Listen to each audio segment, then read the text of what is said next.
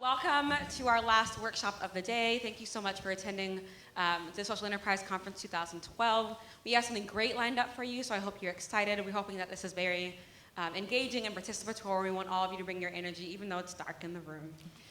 My name is Aaliyah Smith. I'm a second-year student at Columbia Business School, and I'm here to introduce our two workshop leaders. This is Erin Sweeney of Bridgespan, and this is Sydney Morris, one of the co-founders of Educators for Excellence. So I'm going to turn it over to them and hopefully have a great workshop. Thank you. Yes, this is definitely working. And we made Leah's job a little bit harder by sitting. So if it's not enough energy in the dark room with us sitting, let us know, and we're happy to stand up. Sydney offered to do a little dance. Yeah. So we're ready for you guys. I know it's after lunch, and we want this to be as participatory as possible, so please feel free to jump in with questions. I'll definitely have specific points where we want you all to engage, but even if you have questions throughout, feel free. So first of all, just welcome. Thank you all for joining us. I know that there was a lot of programs on the agenda today and that you've been through a lot of speaking so far, so we really appreciate you being here. And first off, just as was mentioned, I'm Erin Sweeney. I'm a case team leader at the Bridgespan group in the New York office. Before that, was working in for-profit consulting for quite a while with BCG and also Bain & Company. So I have a little bit of the background, and we'll talk a bit about the differences between nonprofit and for-profit consulting during this talk. And then just wanted to reiterate participation. So feel free to jump in as you would like. So this is a huge slide up here. I've never actually seen a screen this big. But we're going to give you a little bit of a walkthrough of what we're going to do today. So first we'll set the stage. We'll tell you a bit about E4E, a bit about the Bridgespan group, and then how we ended up partnering. Next, we're going to look at the strategic process, which are really the steps to create or recreate your strategic plan. Finally, we're going to share some insight, and so Sydney's going to walk you through, what the plan looked like, but then what really happened. And I think a big piece of today's, our message is the plans are important, but that's not real life. And so how do you get the most out of your plan, but still are able to tweak it and move as the world moves? And then finally, looking forward, and this is where we really want you to participate. E4E is a great organization. They're growing really rapidly, and there are always questions ahead. So, you create your plan, but that's not the end of the day. And so we're going to look at what they're facing today and get your insight and your input into thoughts you have for E4E as they move forward. And so with that, I'm actually going to turn it over to Sydney to let her talk a little bit about E4E. Great. Hi, everyone. Again, my name is Sydney Morris. Just to echo Erin's comments, we're excited to be here with you all today and really want this to be a sort of group conversation as much as possible. So to tell you a quick background on Educators for Excellence, I am a former public school teacher. I taught in the Bronx at a traditional district elementary school, second and third grade, and I absolutely loved it. But while I was there, as much as I loved what I was doing inside my classroom every day with my kids, I started to realize that there was a bit of a disconnect between what was happening inside my classroom, where I had so much responsibility and autonomy and control, versus what was happening outside, where teachers had very little say in any of the decisions that were being made. And so with another colleague of mine at my school, a sixth grade teacher named Evan Stone, we started getting together and talking with other teachers, and pretty quickly realized that many people shared the same frustrations that we did. And so we began to sort of say, well, what's the problem here? And how can we as teachers begin to work towards fixing it? We knew that we were facing a massive crisis in public education, one that we've been facing for many, many years. Only 1 out of 10 of low-income students will graduate from college. Yet, we know what works in public education. We know that a highly effective teacher can move students forward about 1.5 years worth of growth in 1 year's time, whereas a teacher in the bottom quartile of effectiveness can really do about 1 year's less worth of learning than that. So sort of knowing that, we were hearing this broader public conversation around education, and this sort of one phrase kept sticking out to us, which is, well, the teacher is the single most important in-school factor in student learning. And people were starting to say, well, we need to create systems change that allows that to happen. And so these sort of fall into three main buckets around systems policy change that creates the reforms that we need in order to really ensure effective teacher in every classroom every year. And first, we have to sort of identify and define what effective teaching looks like. How do we know it when we see it? How do we evaluate it? Then how do we use that information to make much smarter personnel decisions? So how do we place our most effective teachers in the classrooms that need them the most? In times of layoffs, how do we make those tough decisions to make sure that we're keeping our best? And then how do we make sure that we're keeping our best teachers in the classroom for the long haul? So really looking at policies that are going to retain our best teachers, career ladders, differentiated compensation, things like that. And so all of these conversations were being had by policymakers and think tanks and politicians. And we're sitting there in our classrooms teaching every day and realizing, wow, why aren't we part of those conversations? And so that was truly the basis for the beginnings of Educators for Excellence. We were founded on a pretty simple premise, which is that for far too long, teachers have been treated as subjects of change rather than as agents of change. And we wanted to flip that dynamic entirely on its head. And so we set out to create an organization that would provide a space for teachers to truly have a meaningful voice in the creation of the policies that impacted their classrooms and their careers. We launched in the spring of 2010, literally from our Bronx classrooms, and designed a set of programming that would support teachers who wanted to start getting involved. We call it Learn, Network, Take Action. Basically, we want to provide timely and relevant news and information to teachers to make sure they have access to the right information to make smart decisions.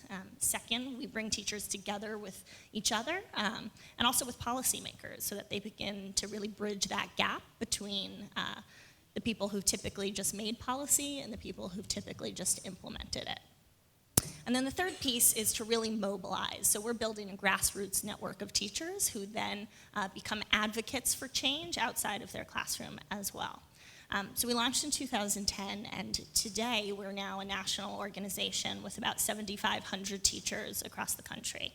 And so today what we're going to do is sort of talk through what was the strategy planning that we went through that helped us grow from 2 teachers in a Bronx classroom 2 years ago to where we are today. Okay. And then who is the Bridgespan group? So there's a lot of words up here, but I think the point to take away is that we're a nonprofit ourselves, and we're a nonprofit that helps other nonprofits get better. And we do that in a variety of ways. So we have the strategy consulting arm, and that's something that, you know, as Sydney mentioned, we're going to talk about today. But we also have a lot of other channels of things that we do.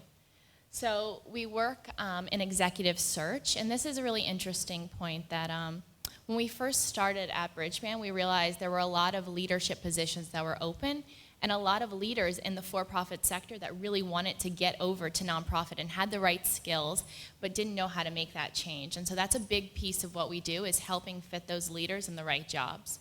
Another piece of what we do is the philanthropic advising. And so that, I think people might know that we have this Give Smart book that's out, and there's a whole website around it. And the point there is really to say there's a lot of people in the US, in the world, who have a lot of money, both big foundations but also individuals. And how can we help them to give that money in a smart way to organizations that really need that money? And then finally, the learning work that we do and the knowledge work.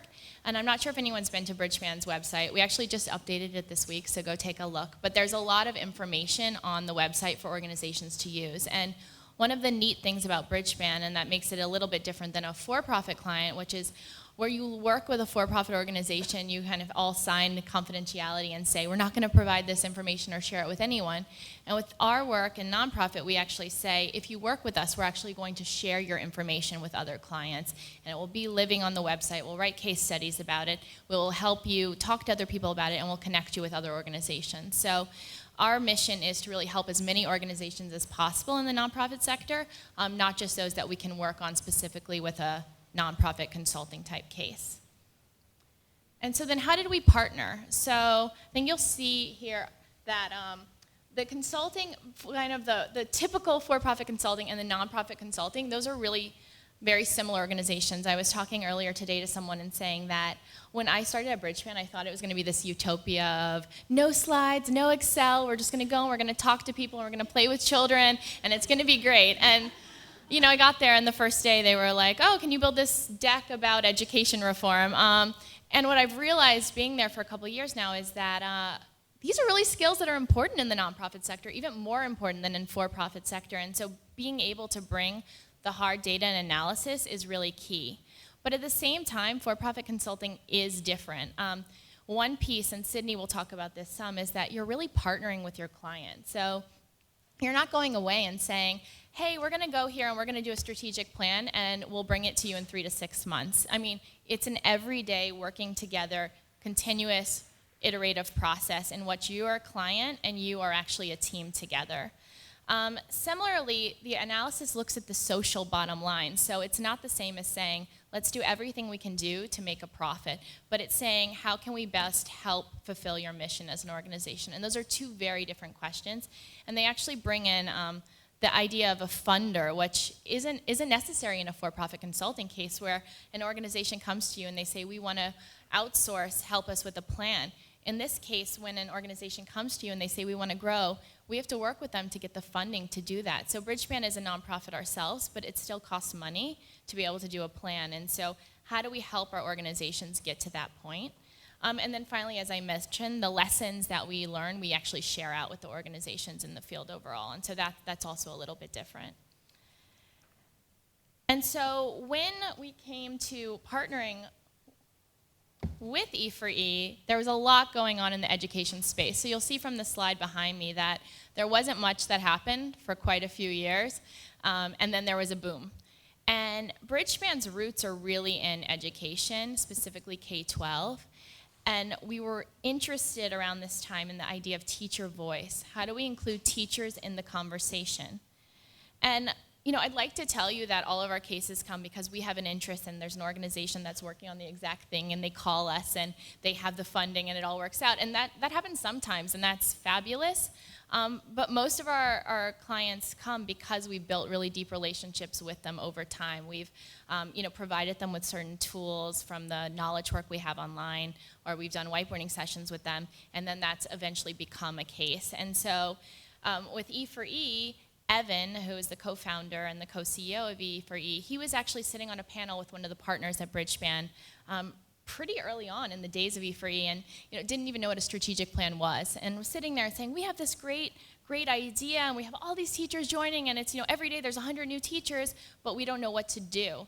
And the partner from Bridgespan was there saying, wow, we're really interested in teacher voice. Let's keep in touch. Let's have a workshop. And so the reason I tell you that story is because you guys are at a big event today. You're at a conference, so you never know who you're going to meet and who might be able to help your organizations. So please, you definitely use the opportunity to talk to people and network here because that's how we got to know each other. And eventually, E4E actually went to a funder that said, we will fund your strategic plan because we think that's what's going to give you the next level of impact. And that plan is what helped them then go to other funders. So getting the plan right is a really big part of a nonprofit organization, and it was something that we wanted to make sure, when we partner, the nice thing about being a nonprofit is that we can actually be picky in who we partner with and choose organizations that we really align with. And so E4E and Bridgespan were just totally aligned on this idea of getting teachers' voices in the conversation. And so the first thing we did was align on E4E's theory of change, which I'll let Sydney talk about. Sure. So when we first sort of sat down with the folks at Bridgespan, and sort of came with lots of big questions, before we could really dive into answering any of them, it became clear, I think, to both sides that we really needed to solidify exactly what our theory of change and intended impact was meant to be. And so that was the first step in the process, was sort of figuring out how we take that big, broad vision that, to a point, had mostly sort of lived in mine and Evan's heads for a while and really solidified it and put it down on paper in a way that was sort of clear and concise, and we could communicate about our work to others, whether they were funders or teachers or partners in the space. So I'm going to just quickly walk through our theory of change. So I'm actually going to start at the end, which are our 2 long-term goals. There are 2 because we think they're very closely intertwined, and we don't want one without the other. And so the first is an increase in student achievement, particularly amongst populations that are experiencing the achievement gap, and we think that goes hand in hand with the elevation of the quality and prestige of the teaching profession. So working backwards from that, we had sort of come to the realization that we need to change systems policies in order to make that happen. And in education, policy really lives in 2 places. One is legislative at the state level, and the second is at the district level within individual teacher contracts. And so we had to outline a list of the policies that we felt were really necessary for change. And so teachers actually sign on in order to become a member of E4E. They sign on to what we call our Declaration of Teachers' Principles and Beliefs, which it sounds high and mighty in retrospect, but it was literally written in a coffee shop with a group of a dozen teachers after school one day. And supporters can sign it too, so all of you should go to their website after this and support. And it's a list of the sort of major policy changes that we as teachers wanted to see, and they're broad because we knew we didn't have all of the specifics right then and there, but they're also pretty line in the sand items, things that I think the public had not previously thought teachers to be in support of. So those are the legislative and contractual policy changes we're working towards. And then the question became, well, what is our unique contribution to creating those systems policy changes? Because there's a lot of people working in this space. They all have an important role to play, but what's our niche? And so we work towards 4 intermediate outcomes. The first is building a movement of progressive, reform-minded teachers through grassroots organizing. The second piece is identifying leaders within that movement, teachers who we train and support to become leaders in their schools, in E4E, and within their unions as well. The third piece is then having teachers themselves generate policy recommendations so that there's support and buy-in amongst educators. It's a lot easier to get behind an idea when you know it was created by the colleague down the hall from you or in the school across the street from you. And then we use those recommendations as a means around which to mobilize our broader base of teachers to run high-level advocacy campaigns to say we're teachers and we want these changes. And so all 4 pieces are sort of linked together in a clear way that works backwards to create the systems change that we want to see. So after we aligned around the theory of change, we realized, okay, E4E obviously needs a strategic plan. It's not just the theory of change that they can take and run with. And we walked them through a pretty traditional steps for a strategic plan. The thing I want to make sure everyone knows here, though, is that while this picture looks really neat, this is not the picture of real life, right? And so each of these 4 steps would really be a cycle that's happening all the time, and they'd all be on top of each other, and there would be the real world coming in. And so there's not any point where we say, okay, we're done scoping the project. Let's leave that and let's move on to the next step. Or we're done actually talking to people. Let's not have any more interviews. Let's not worry about what's happening in the real world. Let's just move on and create the plan. And so these things were all happening at the same time. But to have a really great strategic plan, you need all 4 of these different pieces to happen. And so that's kind of the key takeaway here, is all of these things need to happen. And I'm going to walk you through each of these with an example of how we worked with E4E. And at the end of each of these different pieces, I'd love people to jump in and just give some thoughts on what they would do, what they think that they would have done differently, et cetera. So each of these will be open for everyone. And so the first is scoping the project. Then we obviously built a fact base. That's really doing the work. Identified the different criteria, and then you make a plan. And so walking through the first one here is scoping the project. And that really is getting clear on the what. And so what do I mean by that? That's not just saying, to Sydney's point, okay, we came to you and we want to grow, now what? It's really being specific on, well, what does that mean? What type of growth are you looking for? Are you looking to grow deeper within New York? Are you looking to expand nationally? Are you thinking about growth in terms of different capabilities, different services, different fundraising models? What do you mean by growth? And a lot of times when clients come to us, they might think that they're coming because, okay, our board is pushing us to grow really quickly and we don't think we're ready. So we want a strategic plan that helps us align around growth. But when we actually start looking at the what, we realize, well, it's actually not your board, it's the funding situation. Or a group will come and say, we're having a lot of problems getting the right funding. We need help with our funding model. But when we look at it, it's actually that their services aren't providing the right value to the right constituents. It's not clear. And so we actually spend a lot of time on this part. And it's just to reiterate, very different than with a for-profit model in this situation where a client comes and says, we want to do X, and you create a plan to do X. It's very much an iterative process of trying to figure out what's best for the client. And not just for the client, it's both of you working together to figure out what's best for the constituents. So in this case, the teachers. And so with E4E, they came to us with a really dedicated member base. It was a unique moment in time, so you guys all saw the timeline where it was an explosion of teacher voice events and organizations happening. And they were really poised for significant influence. And the idea and the complication there was all of these teachers were emailing them from around the U.S., saying, hey, we love what you're doing in New York. Can you come to our city? We'd love to have similar programming. How can we get involved? We sit in fill-in-the-blank city. But E4E also wanted to make sure that they grew in a responsible way. And so how could they provide the same services they were providing in New York to teachers around the country? What was the right growth model? With other organizations springing up around the U.S., did they partner with those organizations? Do you encompass those organizations? Do you help those organizations to grow themselves? What was the right funding model for that type of organization? What are the right partners they needed to look at? And so there were a lot of questions. The first one being that we're going to focus on today is location. And so that was a big question when Eve to Eve came for us is, what's the next city that we go to? We want to get deeper in New York, but where do we go next? And I'm not exactly sure how, oh yeah, there it is. So do people have any thoughts around this? This list is obviously not exhaustive. Clearly this is, 4 questions on something that we worked on together a really long time. What other questions would you guys ask if you were thinking about E4E growth?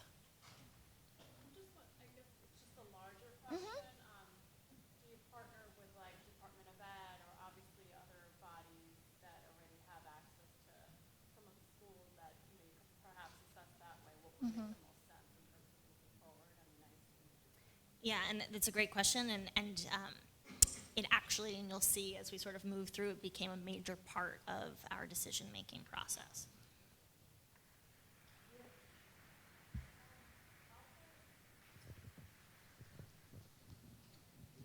Oh, sorry. Also, when looking at sort of categories for strategic partnerships, defining sort of the extent of the partnership, I think, is an important question to ask, especially if you're reaching across both private, public and private potential partners or sponsors. Mm-hmm. Really kind of defining the scope and expected outcomes of the partnership, I think, is very important when considering both capacity building and growth. Anyone else? You can hear this. What?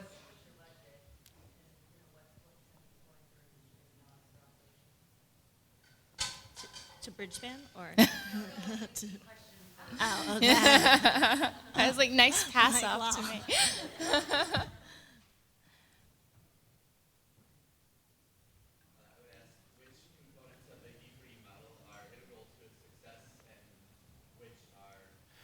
Nice to have. Oh, there we go. Yeah. Which components are nice to have and which are integral to its success? So that would allow you to determine which can be part of an expansion plan or not. And a requirement. Yeah, that's a great question, and it was one that we had to dive really deep into because we were not just hearing from teachers, we like what you're doing, can you come here? We were also hearing from teachers, can you also do this for us? What if we tried this? And so that was why we really felt the need to sort of start with solidifying our theory of change so that we could zoom in on the things that we felt that we could really offer top-notch service to teachers on, and which things were sort of superfluous or extra, or that we couldn't have the capacity to provide. So it's a great question.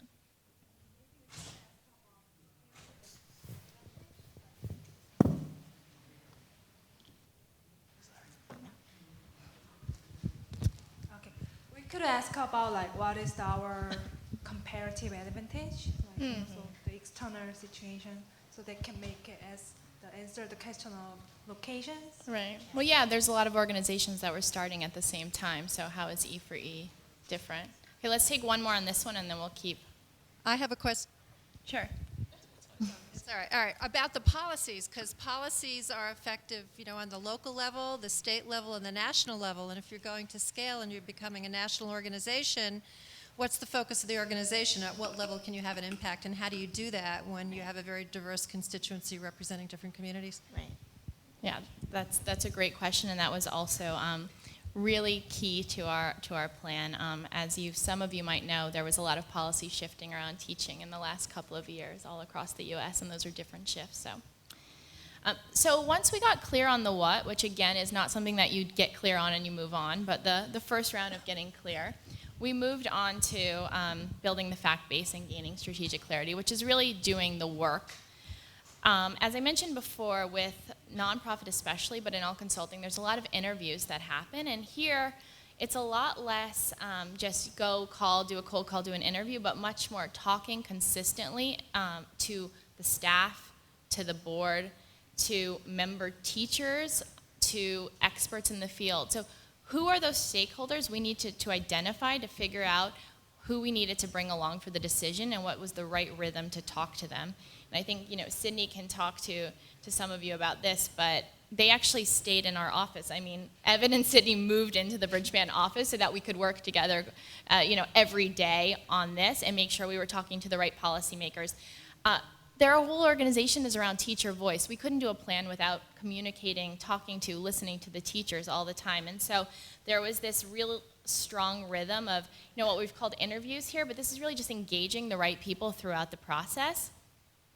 Also, there's data analysis. That is something that every strategic plan needs to have. And so we looked at, demographics, we looked at the current membership, to the point over here about different services. We started to think about what services are really moving the needle and which services are nice to have, and how do we implement and recreate those services in other schools and other cities. We did a lot of benchmarking to the point here around what is the comparative advantage for E4E, how are they different, what other organizations are out there, and how can they partner together. The nice thing about nonprofit is looking for other organizations to partner with instead of just thinking we're a competition. How do you make the most of what different organizations can do? And then we just did a lot of research. So, to the point about policy, there's policy tracking that needed to happen on a daily basis to be able to make sure that when we made the decisions around what cities to move into, or we made decisions around the work within New York, that we were on top of the policies that were happening. And so when you look at this list, again, not exhaustive, it would be interesting to hear, what other tools do you think that we could have or should have looked at? What else would you have done to get all of the data you needed to make the right decisions for E4E? How was the entity going to be funded in the first place? Holding up front mentioned budgets, but where was the funding coming, just to build the infrastructure and staff and whatnot? Sure. So I'll actually answer that just to give a little context about where we were as an organization when we sort of hooked up with Bridgespan. And we were about 6 months old as an incorporated entity, and we had sort of received some initial startup grants from foundations. And so we were actually able to pull in, as Erin mentioned before, another funder who was sort of interested in the idea of what we were doing, but felt like they needed a better grasp on what it was that we were setting out to do. And so we were able to bring in a new national funder to fund the plan. And actually, now sort of the aftermath of this whole planning is that they've now become a funder of the implementation of our growth strategy. Any other comments here?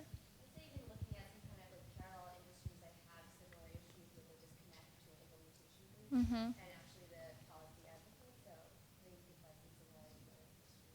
Right, so benchmarking within education, but also outside of education.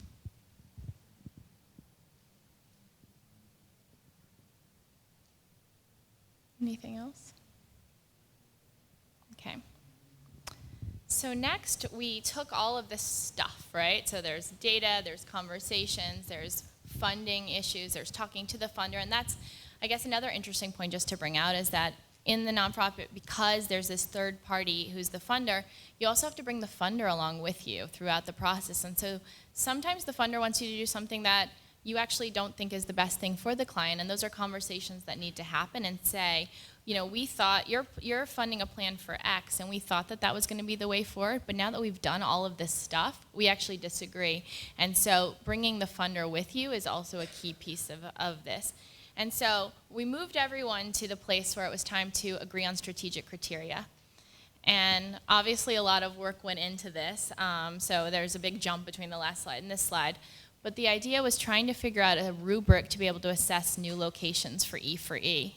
And so clearly, we started with student need. That's the most important thing. You're not going to go to a city that doesn't have a lot of students who need E4E services. And that could be measured in many ways. Here we list a couple, free or reduced lunch, overall population size, achievement gaps, et cetera. Then another key part of this was teacher demand. And so as we mentioned before, teachers across the U.S. were reaching out to E4E saying, we want your services, we need them. And so E4E wanted to make sure, given their limited resources, that they actually expanded to cities that were pulling them, that the teachers wanted them to come and would be eager and ready to start. Momentum for addressing effectiveness. So this is the policy landscaping question that was brought up earlier. E4E couldn't go to a city that wasn't ready to be involved or having those conversations around the policies that go with E4E's declaration. And then finally, a strong local champion. So this is, to your point, sir, about funding. There needed to be leaders, funders, locals who are willing to push through E4E initiatives in the city that they chose. And so when you look at this list, again, not exhaustive, but what are some other things you would add as being really crucial when E4E is thinking about what cities to go to next?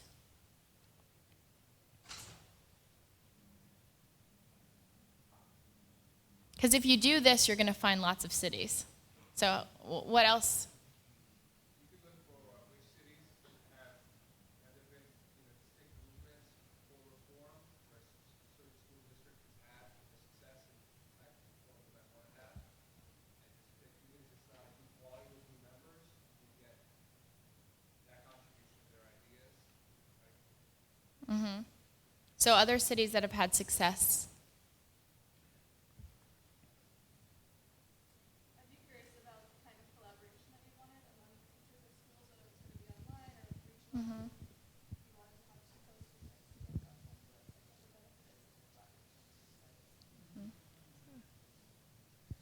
You'd want to, as best you could, anticipate 3 or 5 or 10 years from now what growth might look like, and whether you'd want to grow regionally from New York or have certain hubs across the cities, and what would be the most natural way for, how does those relationships best develop from one central location or from a variety of scattered locations, et cetera?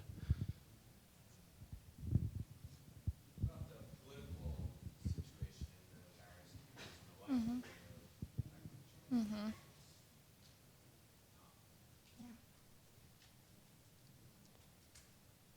Anything else? Anyone disagree with anything up here? Anyone think that something is more or less important?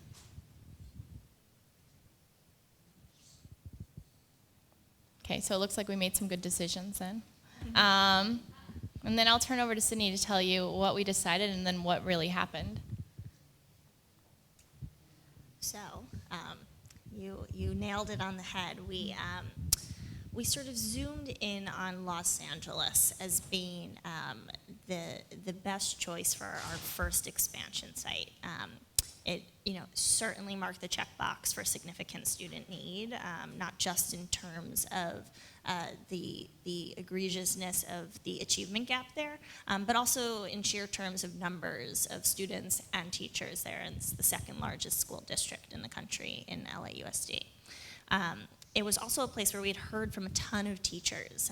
We had actually gotten an email from a LAUSD teacher who said, I'm running for my union presidency, and I realize, though, that I can't do this because I have no idea how many teachers around me believe in the same sorts of changes that I want to see. And so he realized that there needed to be movement building happening around him.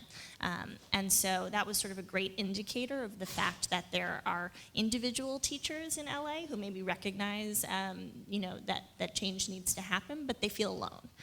And we had started seeing large numbers of sign-ups from LA teachers happening one at a time, but it demonstrated that teachers there were sort of really ripe and ready to be part of this change. There was also sort of great alignment in leadership for the first time in LAUSD. A new superintendent had just come on who sort of shared some of the same visions for what we wanted to see. And there was also the election of a new union president. So it sort of provided the right landscape for changes to be happening. And then fourth, we were able to find a local funder who could help bring us in. So we wanted to expand, but we wanted to do it in a sustainable way where funding was coming from the community itself so that we knew that people locally were going to be invested in our success there over time. Okay. And so as I mentioned in the beginning, though, it's great to have a plan. You have your plan, you decide you go to LA, but things change, and so I'd love Sydney just to talk to us a little bit about what you learned as we went through the plan. Sure. So, and this is a time where everyone should really feel free just to ask questions to both of us as well as she goes through the lesson. yeah, so I think this was very early on in our development, and we sort of were getting a lot of advice from a lot of different people. And so one thing that became very critical to us was that we were working with somebody who we really had a deep relationship within and a deep belief in that they had our best interests at heart. And so I think that this notion that this was really a partnership. This wasn't us sort of engaging an external firm to come and provide us with information that they weren't really invested in. This was a true partnership where Bridgespan had sort of a great knowledge of the landscape that they were bringing to the work, and we both shared this common vision for the kind of change that we wanted to see, which was essential. I think another thing that was a really big takeaway for us was that the plan really couldn't be created in a vacuum, and so to your point about sort of finding out who else is in the space and who do we need to talk to, we wanted to go to a place where we were getting information from district leadership who was saying, yeah, this is something that we think would be a real value add. We wanted to go to a place where there was a really healthy advocacy ecosystem. We think that mobilized, engaged teachers are one really important puzzle piece, but they're not the entire puzzle. And so in LA, there was a great wealth of places, of organizations that were doing community engagement and parent engagement. And so all of those things were essential as well. So I think Bridgespan really helped us to sort of zoom out and see that as a full picture instead of just, looking inwards. And then I think a third thing that sort of came out as we were going through this process, which was a several-month engagement, was that the world doesn't just pause while we're sitting back and doing our strategic plan for growth. And so actually in New York City, right at this time, sort of came a major policy issue. There was the threat of 6,000 teacher layoffs in New York, and they were to be done in order of reverse seniority. So the last in, first out, without any sort of regard to your effectiveness in the classroom. And so this sort of arose as this, time-consuming issue, and we needed to dive deep into that while at the same time making sure that we were also focusing on the long term as well. So just sort of being mindful that you need to keep on doing the work while you're also stepping back and planning for the future. Yeah, and so while they sat in our office, they had many meetings with policymakers as they were also working on the strategic plan. So we had Mayor Bloomberg come and meet with a group of a dozen teachers around Bridgespan's conference table, where our teachers told him exactly what they thought an alternative should be to the layoff system. So it was sort of this real intensive partnership where our work sort of became one for several months. Sorry, go ahead. Yeah, I just had a question with regard to the second point. Where did you see your work fitting in with or coming perhaps in conflict with the unions, given that teachers, my understanding is they have to be part of certain unions where they're teaching. So how did you collaborate with them, and then how did you see the work that you were doing as different from what theoretically the teachers union is doing already in terms of affecting policy? Yeah, it's a great question, and sort of when we were still teaching full-time, and we sort of began feeling some of the frustrations that I talked about and felt like we didn't have a voice, we said, oh, well, we do have a voice, it's our union. And so we started going to our school's union meetings and tried to get involved that way. And I think realized pretty quickly that even in those situations, we felt very much like we were still being told what to do and told what to think rather than actually having our ideas and opinions really solicited. So E4E is meant to be a safe space for teachers outside of the school, outside of the union, outside of the district entirely, to bring teachers together around these sort of bigger policy issues that you often don't get a chance to talk about. But the majority of our members are also union members. We take the belief that it's possible to sort of be pro-union and be active union members, but also advocate for change at the same time.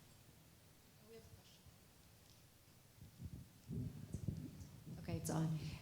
When you mentioned Los Angeles, the first thing that popped to my mind was there a short list, let's say, of 4 locations, and did you, after having done your various studies, because I have to admit, I was surprised the size of LA, given its size. I would have thought, well, why not sort of a space that's, I don't know, 500,000 of population, or 100 to 500,000. So I'm just curious to know how.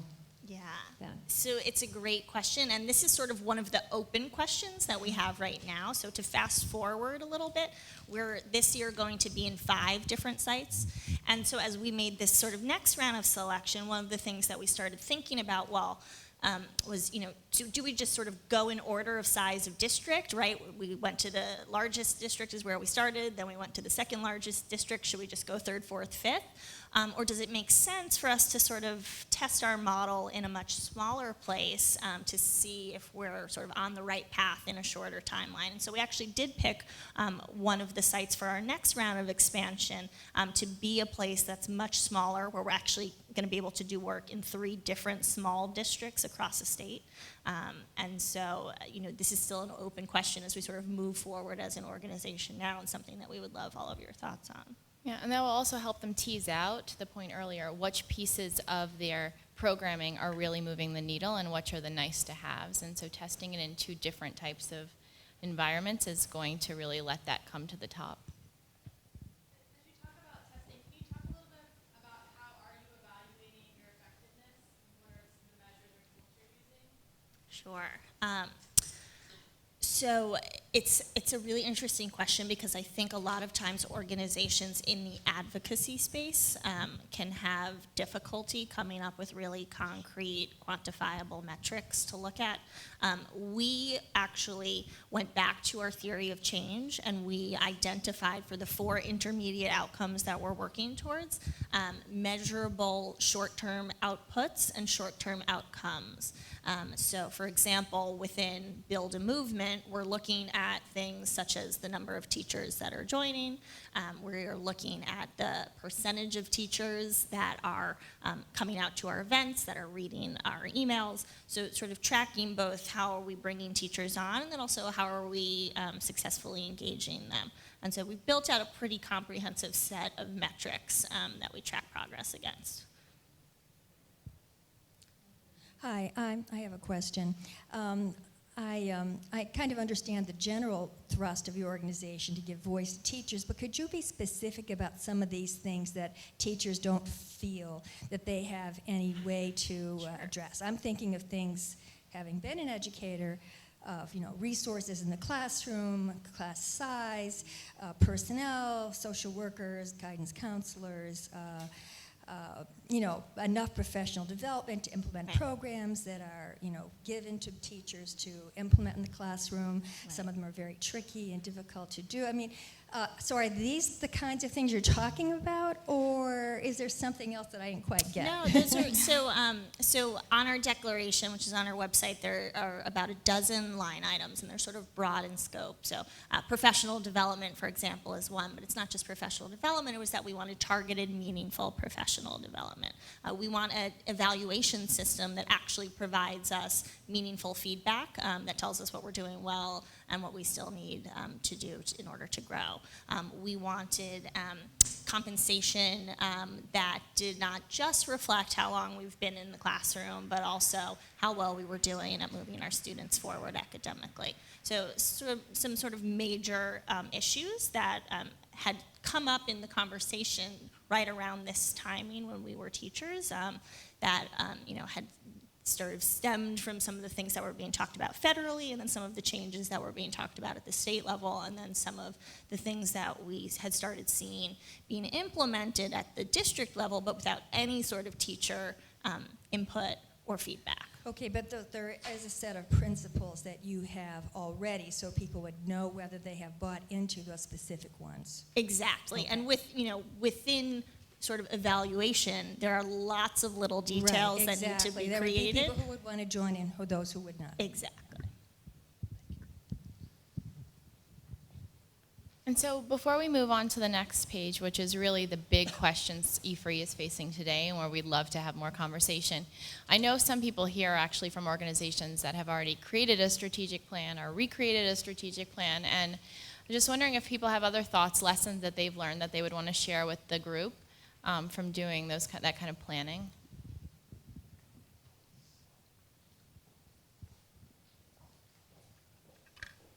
I don't know the exact numbers that you're talking about, but you had a funder that paid for the development of the plan. And was there any forecasting done to kind of look at the likelihood of being able to fund the results of that? And what kind of gave you the belief that that was attainable for the organization? So we had early on attracted, I think, some major national supporters that sort of gave us the confidence that we could move forward with planning for expansion. But one of the things that we did with Bridgespan was really flush out what is our long-term development model that we can look at that makes sure that this is really sustainable, which is why a focus was really put on local financial support when we go into new sites as well. And not going into a new site until you feel secure about that support. And so I think one of the things we strongly believe in is that a plan without the funding aspect of the plan is just a nice vision. But what are the actual metrics and the funding model that's going to get you there and have the organization be sustainable? Because the last thing we want is E4E going in or any other organization to a new city and then 2 years later the funding drying up. Hi. Hi. So I'm a student in the business program in Columbia, the business certificate program. I also used to be an organizer. Right? I did grassroots organizing before. So I'm looking at sort of I think first when we talk about strategy in a business context, I think the idea of strategy for a company might have a specific definition, specific connotation that could be a bit different than how it's used like in the nonprofit kind of sphere, right? But as far as the one of your core, the goals of the organization, which is to create a movement, I guess the thing I'm thinking about is how do you focus on specific tangible wins and define what those are, right? Because that's really that's the value that you give your members, is the ability to take part in making progress on those issues. So I think it's kind of interesting to think about how you cut, and then in organizing you talk about like the issue cut. So how do you cut the issue down to size something that's winnable? Yeah. Because education reform is huge, right? 12 different issues. So I think, to me, that would be the thing is how do you define what that win is and how do you rally everyone around a specific win? And then, from looking at like a business marketing strategy standpoint, how do you define what the value proposition is of your organization to the members? Like a company would define the value of the product to their customers. Yeah, I mean, such good questions, and in some ways, they're open questions for us. How do we create that sort of campaign feel on a constant basis when we know that we're working on policy change that could take 5 years? How do we show members that their voices are not just being heard, but that they're actually being listened to and that they're actionable? And so, we're trying out different things, but I think that's an area that we could sort of do a deep dive into entirely on its own to come up with a plan on, because it's absolutely critical.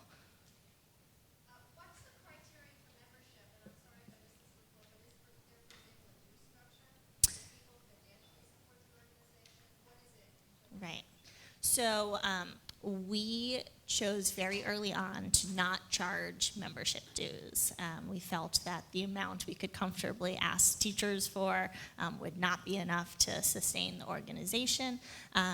But at the same time, we felt like we also, more importantly, really didn't want there to be any hindrance to teachers getting involved. So the main thing that differentiates the way teachers become members of our organization is that they sign on to the declaration. So membership is really grounded in sort of general alignment of beliefs.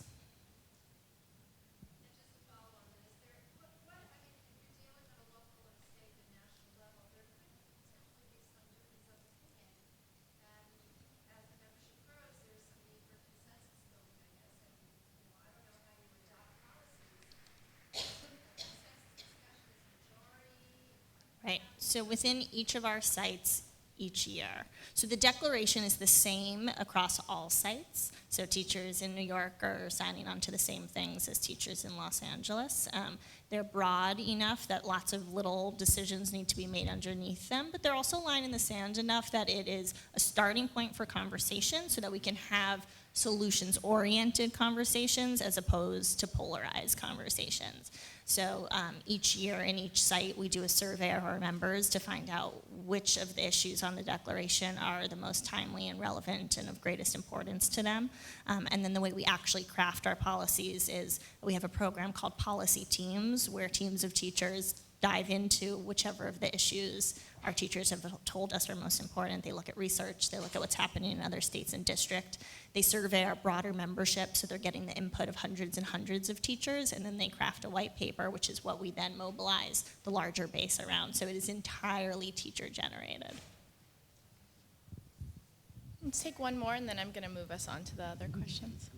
Erin, I wanted to go back to the point you raised, which is funding and the impact of funding, because that's been my experience in advising startups, and not in the not-for-profit side, but I think it applies. It sounds like it might apply, which is you have, let's say, you get a strategic partner, and there's a budget, and the budget could be either well in line with what the founders have in mind, or could be completely different.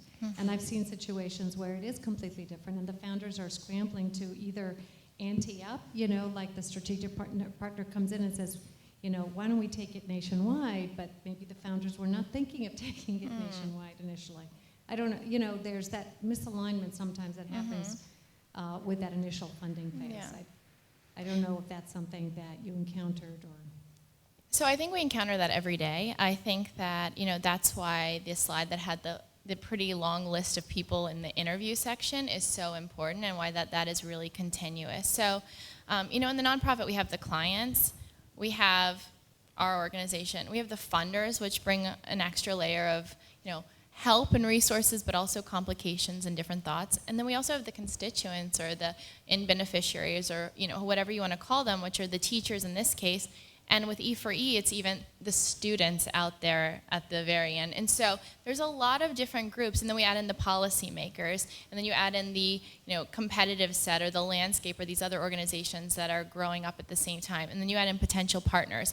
And so how do you sequence those conversations to make sure that everyone is aligned along the way, and so that you don't have a plan that at the end of the day is something that's a surprise to anyone on that table. And I think one of the things we really try to do is our kind of like what success looks like for us is that at the end of the day, the funder thinks the plan was theirs, the client thinks the plan was theirs, and that they all convinced everyone else to have the plan in the way that they won. And if everyone feels like they won, then that's a good thing for us. And so one of the things we really, though, do, and we tell the funders really explicitly, is if we disagree with your vision, we're on the side of the client. Our end goal is the beneficiary. So in this case, it's the teachers having their voice heard. And we are not going to be swayed based on your beliefs. And so it's great that you're funding this plan, and we're going to keep you in the loop, and we're going to tell you as things shift. But if you're not okay with the fact that things will shift, then we're going to look elsewhere for the funding. And so, sometimes that means that we aren't able to work on the plan with those organizations the first time, and maybe we have to work with them to get a new funder. But that's kind of the luxury of the nonprofit in one way, is that we can actually say no when we don't think that everyone's on the same page. And for a lot of organizations, we actually do a kind of a phase 0, where we work with them for a month with the board, that's another one, the boards, the funders, the client, and see if people are ready to actually make the hard decisions. So thanks, that's a great question. Okay, so now I'm going to move us on to E4E today, because as all of you know, nonprofits never stop having questions. And maybe, Sydney, you can just kind of walk us through what these big questions are, and then people feel free to jump in and give some thoughts. Sure. So we've sort of touched on some of these, but so as I mentioned, this plan was now done about a year and a half ago, and so the question comes up is, how do you sort of do you continue to use a plan where you've maybe had some more lessons learned along the way, or do new questions come up? And this process is clearly iterative. So some of the things that we're facing at the juncture we're at right now, where we've sort of successfully expanded to another site, we're in the process of launching 3 new sites. Our network of teachers has grown pretty tremendously. At the time we worked with Bridgespan, we had about 2,000 teachers, and we now have about 7,500 teachers. How do we continue to grow? We've been hearing from teachers literally in every state at this point. We want to be able to meet their needs, but we also know that we can't be everywhere and maintain the same high quality of programming that we offer. So how do we sort of balance that? I think there's a question around what growth model do we use. So to date, it's been hub and spoke, right, where we're maintaining national control over the chapters with our 501c3 organization. But we're starting to see, in places that we can't get to fast enough, little groups popping up that are basically mimicking what E4E is doing. So do we sort of let 1,000 flowers bloom? Do we try to sort of bring them in underneath the E4E umbrella? So lots of questions around different models for growth that would potentially put us in more places faster. Partnerships, so continued questions around, as the education reform space is getting even busier, how do we make sure that we're still maintaining a unique value add?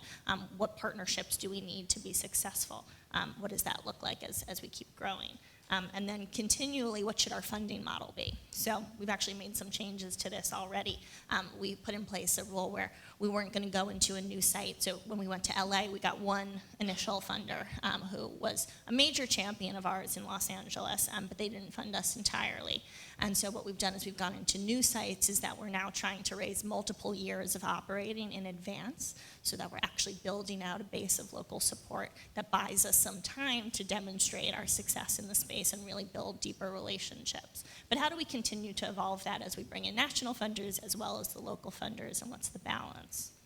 And I would just bring up one point before we go to questions, which is that this idea of what things are really core to E4E and what are nice to have, I think is something that also, as E4E expands, and we see this in a lot of our clients, becomes more and more clear. And so one really great thing about E4E is everyone they hire on staff has actually been a teacher. And that's something that makes E4E really unique, but it also makes it really hard to grow, because not only do you have to think about all of those different criteria we talked about before and getting multiple years of operating under your belt before you go somewhere, but you also have to make sure you have the right staff in place, and you're saying that staff also needs to come from a certain group of people. So just something to think about as you're coming up with some questions.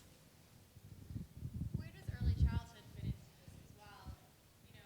If you're saying educators is K through 12, you're sort of alienating a huge group of early childhood educators.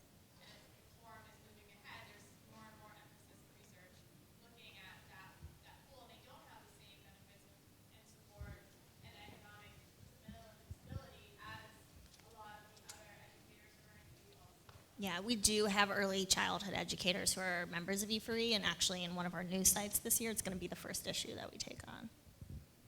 And Bridgespan also does a lot of work with early educators, and actually the way that we've been more expanding has been into this community college and kind of post-secondary credential space, because we're realizing that we're working with our kids, our organizations that work with our kids in the early education space, then K through 12, and then what happens, right? And that, as getting a post-secondary credential becomes more and more important, we need to help those organizations help our students get all the way through graduation. So great point.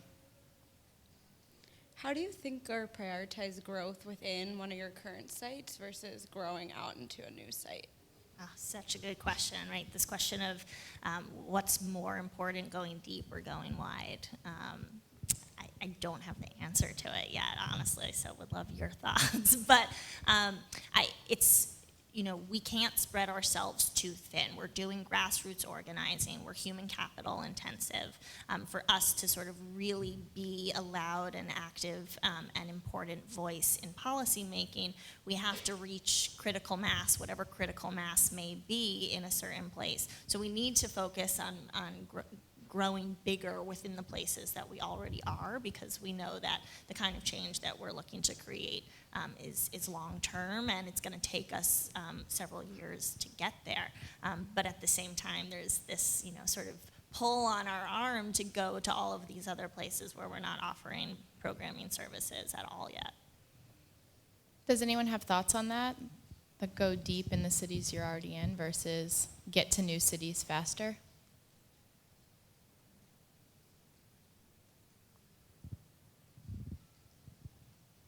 It's a great scaling question that I think many organizations face.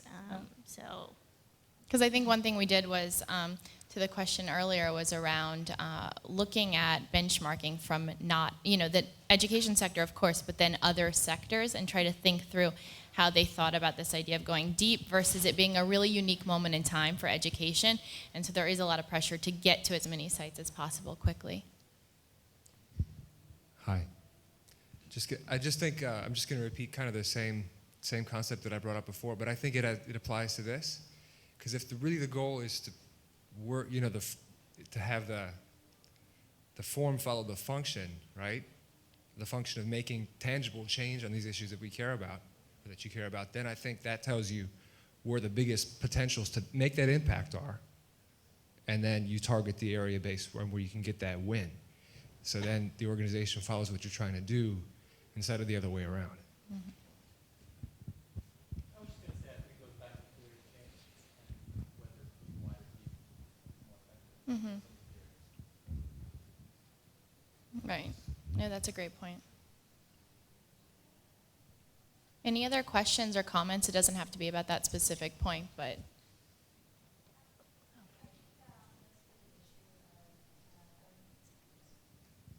Thank you. I think for the issue of going wide versus going deep, it might be useful to set internal benchmarks or internal, internal growth rates, and then sort of see, since E4E is such a young organization, and since there are many more expansions planned, seeing how kind of the reality of going wide versus going deep does play out, at least in the very short run, and then kind of comparing that against like internal benchmarks set, so that there's sort of a more concrete set of internal management and internal implementation metrics available for kind of future reference. Great.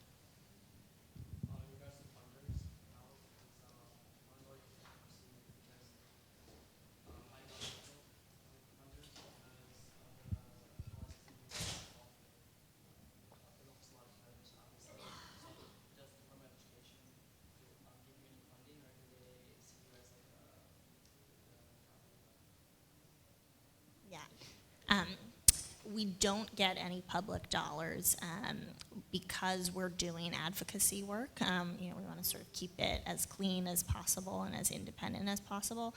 And so even with the foundation and individual dollars that we raise, we wanted to have a North Star to ensure that this work started as being something teacher-led, and we want to ensure that it continues to be teacher-led. So we actually have a very different board structure, and this is another one of the things that we didn't get to talk about today, but was a part of our work with Bridgespan.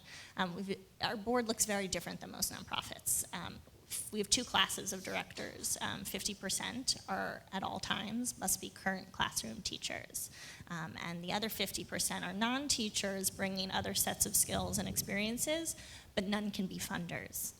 So we actually entirely separated the funding of the organization from the governance of the organization, from the policy making of the organization.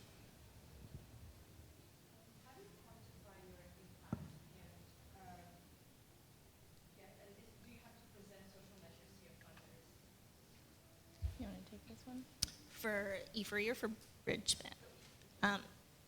So I mentioned we have a list of metrics within each of the 4 areas that we work in, and then we also have a set of metrics around organizational growth and internal capacity.